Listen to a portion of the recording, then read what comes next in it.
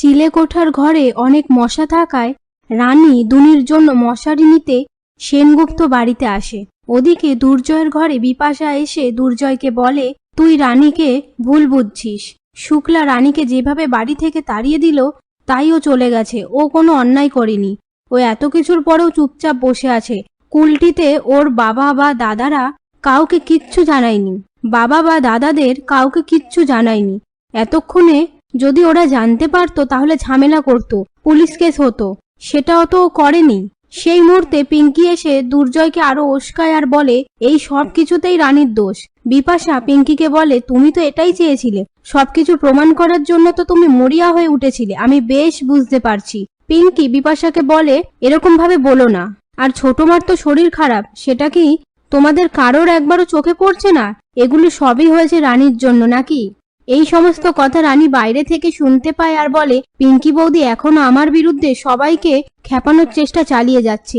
বিচিত্র একটা মহিলা। তারপর বিপাশা দুর্জয়কে বলে, কাল নীলষষ্ঠী। রানী প্রথমবার দুনির জন্য পুজো করত আর শুক্লার খুব ইচ্ছে ছিল সবাই মিলে একসাথে পুজো দিতে যাবে। কোথা থেকে কি যে হয়ে গেল কে জানে। আর বলে, তুই যদি বলিস তাহলে কি আমরা একবার পুলিশে খবর দেব? দুর্জয় বিপাশাকে বলে, যে নিজে থেকে হারিয়ে যায় তাকে কোনোদিনও ফিরিয়ে আনা যায় না। বিপাশা দুর্জয়কে বলে, মেয়েটা যে কোথায় হারিয়ে গেল। আমি আবারও বলছি, তুই মেয়েটাকে শুধু শুধু ভুল বুঝছিস। এই বলে বিপাশা সেখান থেকে চলে যায়। এরপর আনিশা দুর্জয়ের ঘরে এসে দুর্জয়কে বলে, পেশেন্টের অবস্থা খুব ক্রিটিক্যাল, তোকে এক্ষুনি যেতে হবে। ঠিক তখনই দেবু আনিশাকে বলে, ওর বউ বাচ্চাকে খুঁজে পাওয়া যাচ্ছে না, আর ও এখন কাজে গিয়ে কনসেন্ট্রেট করবে কিভাবে? দুর্জয় বলে, দায়িত্ব যখন নিয়েছি তখন আমি যাব। আর রিতমকে বলে, রানীর কোনো খোঁজ পাওয়া গেলে আমাকে বলিস। এই কথাটা রানী শুনতে পেয়ে বলে, তোমার তো আমাদের প্রতি কোনো চিন্তাই নেই, এই অবস্থাতেও তুমি কাজে যাবে রিতমদার ওপর সমস্ত দায়িত্ব চাপিয়ে দিয়ে?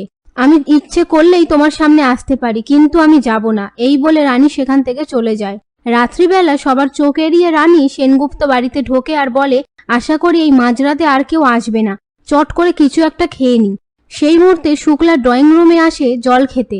রানী আর দুনির কথা ভেবে মন খারাপ করে কান্নাকাটি করে সেখান থেকে চলে যায়। সেই সবটা রানী আড়াল থেকে দেখতে পেয়ে বলে, মন খারাপ করো না, আমি খুব তাড়াতাড়ি তোমাদের কাছে চলে আসব। প্রত্যেকবারের মতন আমাকে আদর করে কাছে টেনে নেবে তো? তোমার কাছে না যেতে পেরে আমার আর দুনির খুব কষ্ট হচ্ছে।